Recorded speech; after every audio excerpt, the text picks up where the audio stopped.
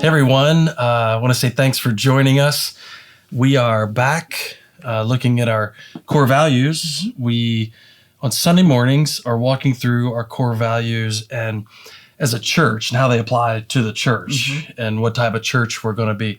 We thought it would be neat to take a little bit of time to talk about core values in a different light. Right. So we have some core values that define who we are as a church, but we thought, well, not just as a church, but also they apply to our marriages, they apply to raising kids. And so we want to take a few minutes now to talk about that first core value, unity, Right. and how that applies. We had a conversation about how it applies to our marriages, and I hope you go back and watch that if you haven't already. But unity in the sense of how it applies to your kids and raising kids. I don't ever, my brother's a great guy and I love him, but I don't think you could have described us as being unified growing up. We fought a lot. And so we have 3 kids. Yeah. And they're all about 2 years apart. And there were seasons in our family where I don't think you could describe our kids being unified in any circumstances. So we want to talk today about what it looks like as a husband and wife to model unity in front of the kids and how to teach them unity. Not sit down textbook definitions of unity, but how to teach it to them. So if you watch the marriage part of it, which I do encourage you again to go back and watch that, you would have heard us talk about having a vision for where God is leading you. Like knowing as a couple where God's taking you and what he's called you and, you know, what he's set out for you to accomplish. So when you do that as a couple, then you get to work that out in front of the kids. You know, that doesn't happen overnight. You get to flesh that out in front of your kids and they're watching. So I think the best way to teach them is to live out the value of unity between the two of you and let them see it. And you can go back and see how we talked about that between us. But let's talk about specifics, some of those principles that would apply to raising kids, specifically how we operate in front of the kids. Right. So the first one would be a unified front. It's like the Battle of the Bulge. It is. It is. So pretty much when there's a decision that's made that concerns the kids, the parents need to be sure that they're unified on it. Sometimes that's a matter of talking about it ahead of time. Like, we know this is coming. So, okay, do we agree on this? Yeah. Sometimes it's afterwards. I mean, I remember there were times with our kids, again, just modeling unity and how important it is for us to be unified, saying, wait a second, I need to make sure, I need to talk to your dad about that. I'd like to have a conversation with him and get his opinion, or, so it's super important. Yeah. I mean, it's important for them to see that it's not magical. We have to consciously come together and do that. Yeah.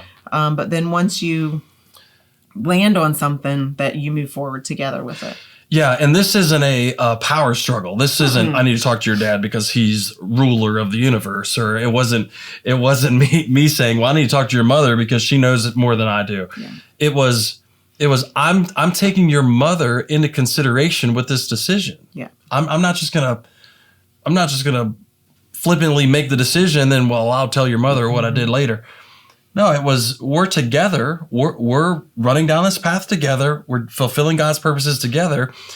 And so when there was a decision to be made with the kids, they needed to know we were making that decision together. Right. And then afterwards, they needed to know that there wasn't any cracks in it, because we found out over the years, kids are good at exploiting cracks. Like if they can see, hey, this is a route to get what I want, and I can pit one against the other. Just like any human being, you're going to do that. You're going to try to make it happen. So just making sure that right is right and wrong is wrong. Yeah. Whatever you've decided, that's what it is. Then you stick with it. If we say you're not going to watch that, then Dad says you're not going to watch that. Yep. And the other thing is having discussions about it. Yeah. Why did we choose that? So.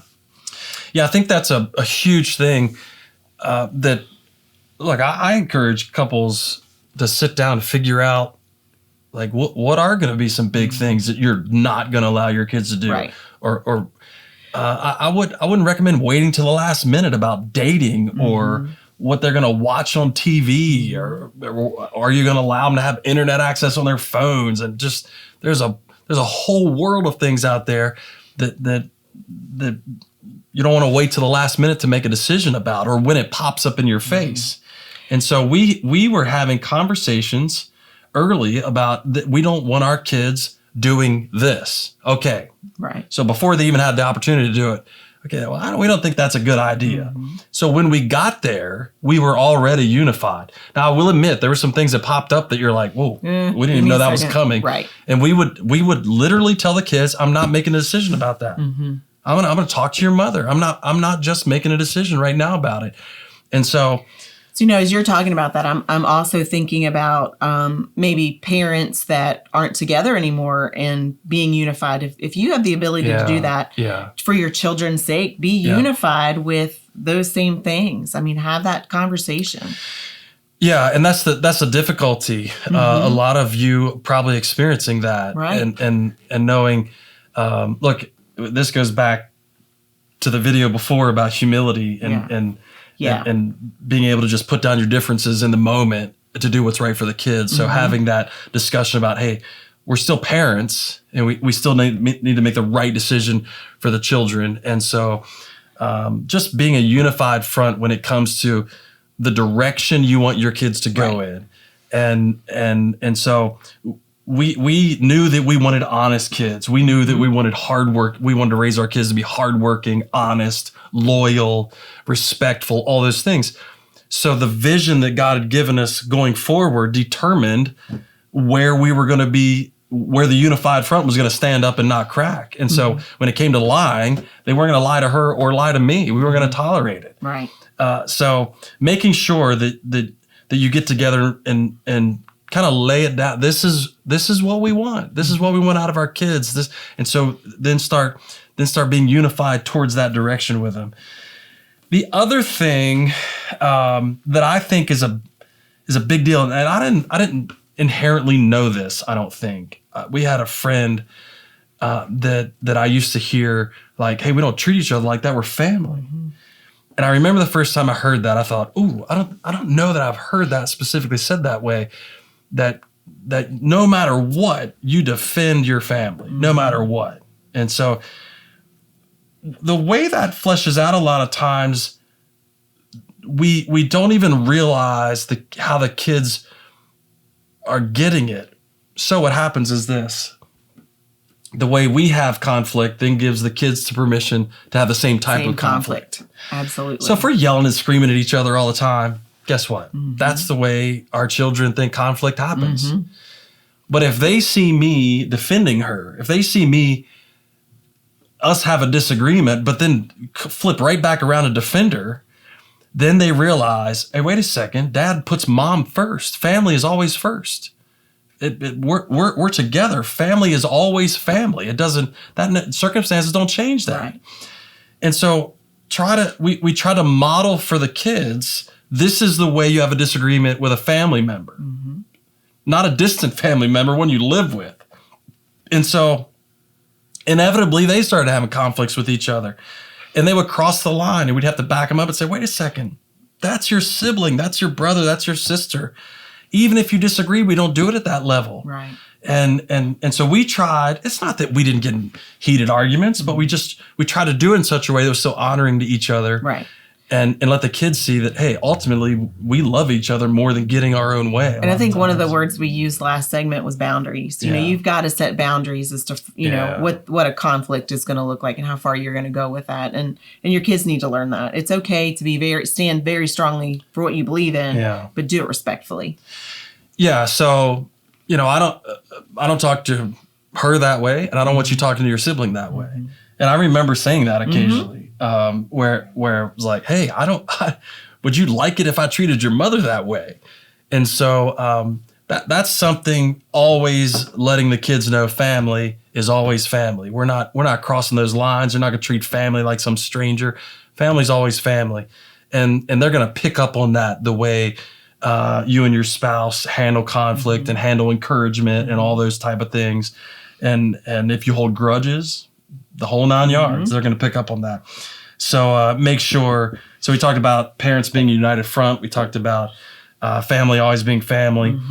And the next one I think is super important. It is. Just be sure that you include your kids on where you're going, where God's calling you. I mean, he's calling them too. He created you as a family unit. And so it's important that everybody goes on that journey together.